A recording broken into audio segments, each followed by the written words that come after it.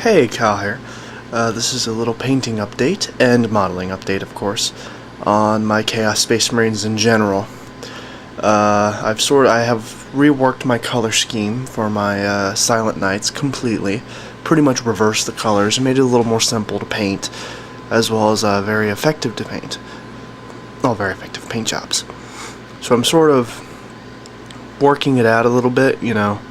I'm actually experimenting with dry brushing with a wash. It sounds outlandish, but it works. Because I don't want the extreme darkening and patchwork patches of dark all over the model. So this is basically what I've come up with so far. Now, it's basically ice blue on all of the armor except for the shoulder pads and any other detailing and weapon. And I would very lightly go over, which I will have to touch up a little there. For the legs, I kind of screwed up, so I'm gonna have to paint back over the legs and then do another brushing. But basically, on the upper half, it turned out very nicely. Basically, I would dip it in water a couple times, and then I would take a cloth and take some toilet paper and soak up the rest of it. And I would just sort of do a dry brush, and it looks quite nice. Although I will have to fix up the legs.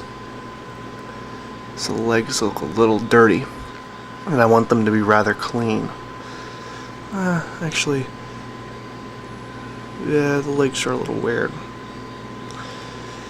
And I'm not adding any wash to the shoulder pads. I want them to be a nice, clean white. I still have to add another coat on that shoulder pad.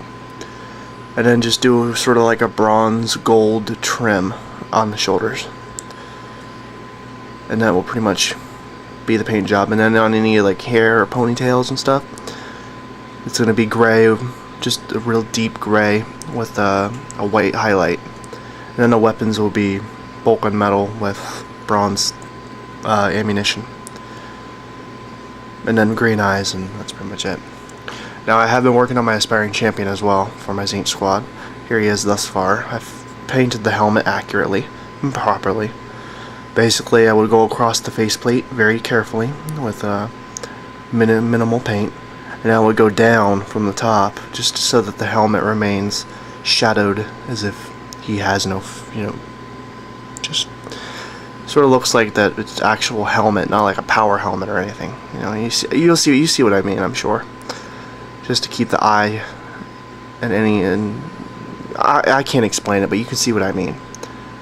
To keep everything darkened, as if they're shadowing. And I do still have to touch up the blue on this and the yellow and the white. I'm gonna be doing Mordian blue on the Tzeentch symbol, and then same there, and then bulk and metal detailing, bulk and metal and chainmail. And for the weapon, I actually found an article on the Games Workshop website called Modeling and Painting Chaos Details, and it has a whole list of details for all 4 of the Chaos Gods, like trophy racks, blood and gore for Khorne, tormented faces for Tzeentch, horns and that burst out of the armor for Tzeentch and stuff like that, leather studded armor, pink, all that stuff for Slaanesh, and then it has like crusty armor, rotten armor, mold, pustules, stuff for Nurgle. This right here is actually for a force weapon, but it also applies to power weapons. It's basically a baleful force weapon glow. Basically, you keep the blade black to represent obsidian, and then you would go over with a dark color of a certain color. It could be any color, really. It could be green, blue, purple, reds, yellows, anything. It could even be whites, or grays and whites and stuff. So basically, for this, it says go over with Dark Angel's green or any dark green. Then go over the lighter color, and then sort of do some lines coming from the tip down the blade slightly, as you can see, and go along all the edges of the blades, more pronounced towards the tip, less towards the hilt.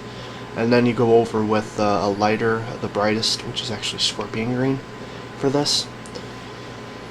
And then you just do a little bit of highlighting on the center and some of the edges with skull white, which I don't know if I'm going to be doing that. Now for that, I actually have my paints picked out. Where are all my greens? For the darkest, I'm going to use focus. Damn it, focus. Camo green. Then I'm going to be using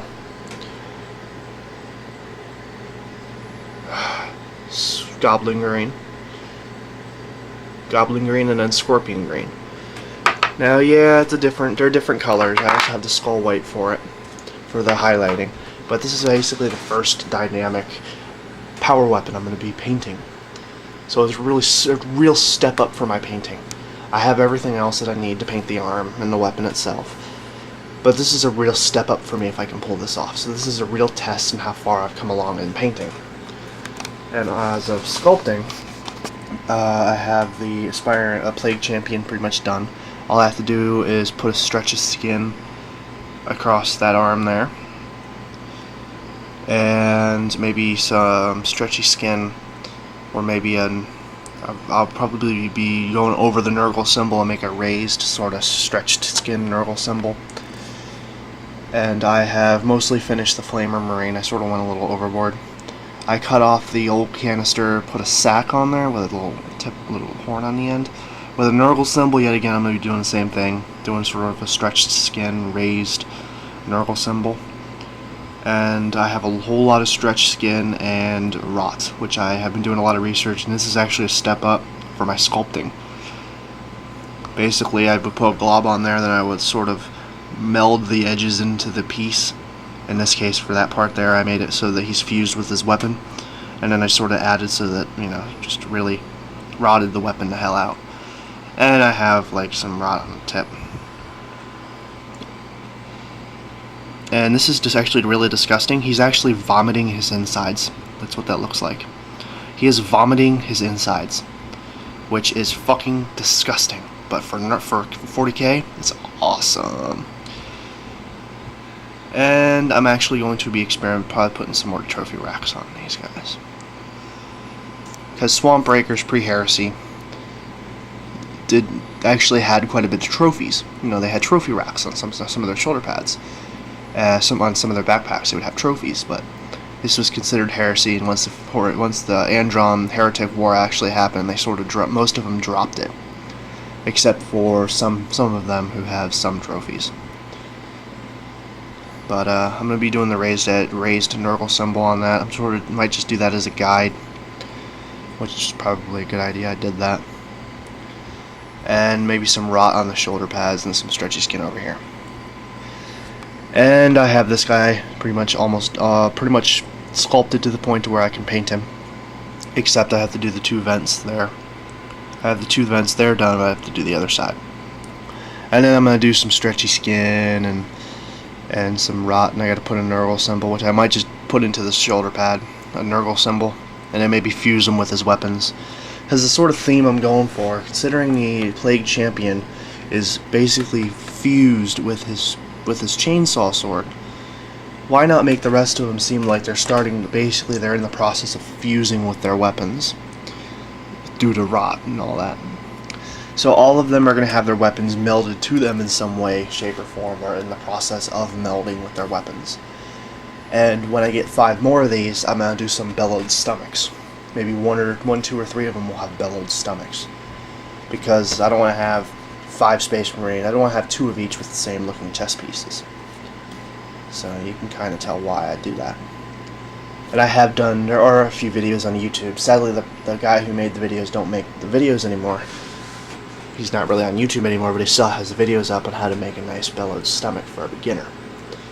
As well as where I learned how to do the stretchy skins, and I really appreciate what he has done. Now, back to Tzeentch. I have found this cool little article in the Modeling and Painting Chaos Details. Fur collar.